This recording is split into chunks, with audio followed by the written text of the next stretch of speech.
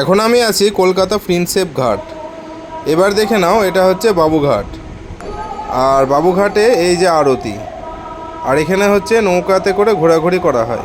এটা একটা বোট, এই বোটেও কিন্তু মানুষ গিয়ে টাইম স্পেন্ড করতে পারে।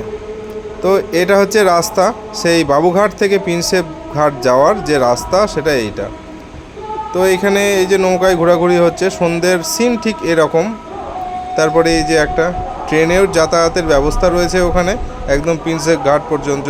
এই যে আগে আগে যাচ্ছে, এটা আমার ভাই ডাক্তার সাগির হোসেন, আর আমরা আছি পিছে পিছে।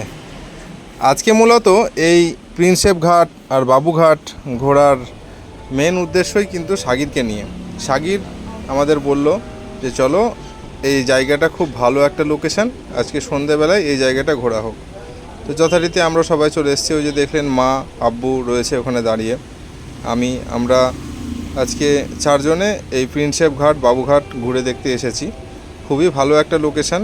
জেটিটা দেখতে পাচ্ছেন অনেকটা কিন্তু নদীর গভীরে রয়েছে।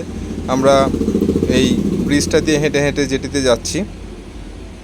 তো এই ঘাটটা অনেকটা চওড়া, আর ফিল অনেকটা কিন্তু সমুদ্রের মতন লাগে আমাকে এখানে, এত বড় ঘাট।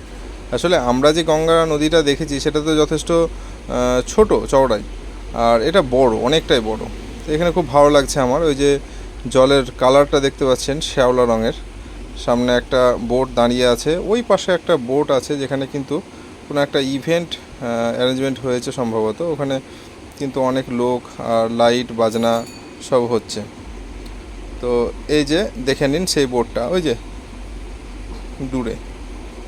খুবই ভালো লাগছে আমার। প্রিন্সেপ ঘাট বাবুঘাট এই দুটো কলকাতার সন্ধ্যের যে লোকেশান সেটা কিন্তু একদম প্রিমিয়াম বলতে পারেন। আপনি সন্ধ্যেবেলায় আপনি ঘোরাঘুরি করবো মনে করলে বিকেলে আপনি কিন্তু এইখানে অবশ্যই আসতে পারেন কলকাতায়। আর একটা জিনিস, এখানে কিন্তু বাবুঘাটে আরতি হয়, সেই গঙ্গা নদীর আরতি, যেটা সন্ধেবেলাতে 6টার সময় শুরু হয়। আপনি যদি মনে করেন সেইটা দেখবেন তবে কিন্তু আপনাকে 5টার আগেই চেয়ার বুক করতে হবে, মানে অ্যাটলিস্ট গিয়ে ওখানে বসতে হবে। তাছাড়া এত ভিড় হয়, বসে দেখার কোনো উপায় নেই। তো সেটাও আমি দেখাবো। এখন আমি আছি এই জায়গায়, এখন ওটা শুরু হয়নি। এখন আমি এই প্রিন্সেপ ঘাটটা আর তার রাস্তাটা ঘুরে করে দেখাবো।